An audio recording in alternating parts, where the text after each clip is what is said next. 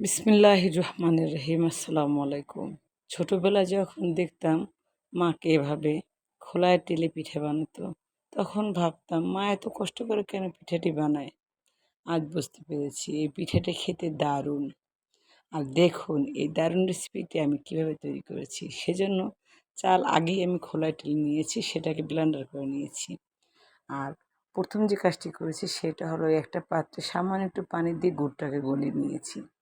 গুড়টা যখন গলে গেছে তখন আমি দিয়ে দিয়েছি নারকেল কোরানো, আর ওই যে বললাম আমি চাল ভেজে রেখেছি সেই চালের গুঁড়োটা, এটা দিয়ে আমি একটু নেড়ে চেড়ে নিয়েছি। সাথে দিয়েছি সামান্য একটু লবণ আর একটা এলাচি।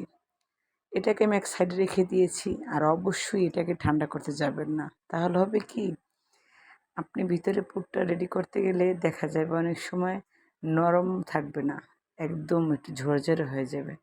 সেজন্য এটা যাতে নরম থাকে এবং আপনি হাতের শেপে বানাতে পারেন, সেজন্য একটু ঢেকে রেখে দেবেন।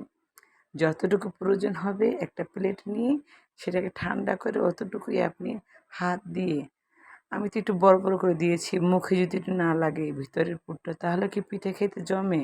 সেজন্য আপনি চাইলে আর একটু চিকন করে দিতে পারেন। আর আমি আর একটা পাতিলের ভিতরে পানি দিয়েছি, তার ভিতরে দিয়েছি লবণ, আর আমি পরিমাণ মতো চালের গুঁড়ো দিয়ে সেদ্ধ করে নিয়েছি। চালের গুঁড়োটা গরম থাকতে থাকতে আমি একটা দলা পাকিয়ে নিয়েছি, আর ছোট ছোট লিচি কেটে পিঠা বানিয়ে ফেলেছি রুটি। আর রুটির ভিতরে আমি কিভাবে আমার এই কুলিগুলো বানাচ্ছি আপনি খেয়াল করলে দেখতে পাবেন। আমার বাসায় একটা টিনেরই ছিল কৌটো, সেটাকে আমি বড় করে কেটে রেখেছিলাম, সেইটা আমি দিয়ে কেটে ফেলেছি। আর আপনি চাইলে আপনার বাসায় পিজ্জা কাটার দিয়ে এটা কেটে ফেলতে পারবেন। আর আমি একদম শুকনো খোলায় ভেজে নিয়েছি আমার পিঠেগুলো, এই পিঠুপিঠ করে একটু সময় নিয়ে ভাজবেন। দেখবেন আপনার পিঠা থেকে সুন্দর একটা স্মেল বের হবে, আর দুই এক জায়গায় একটু একটু লালচে হয়ে যাবে। তখনই তুলে ফেলবেন আপনার এই পিঠাগুলো। আর গরম গরম পরিবারের সবাইকে নিয়ে খাবেন। বিশ্বাস করুন এতটা টেস্টি এই পিঠাটি আপনি বানিয়ে খাবেন বারবার। আর এই পিঠাটা আমি বানিয়েছি আমার হাজব্যান্ডের জন্য। ওর পছন্দের তালিকায় এই পিঠাটি অনেক শীর্ষে। তাই প্রতি বছর একটু কষ্ট হলেও ওকে আমি বানিয়ে খাই এই পিঠাটি।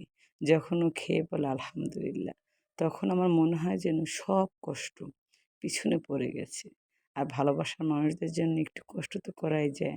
সবাইকে মনে করার দেওয়ার জন্য আবারও বলছি, প্লিজ সাবস্ক্রাইব করুন আমার ইউটিউব চ্যানেলটি এবং পাশে থাকা বেল আইকনটি বাজিয়ে রাখুন।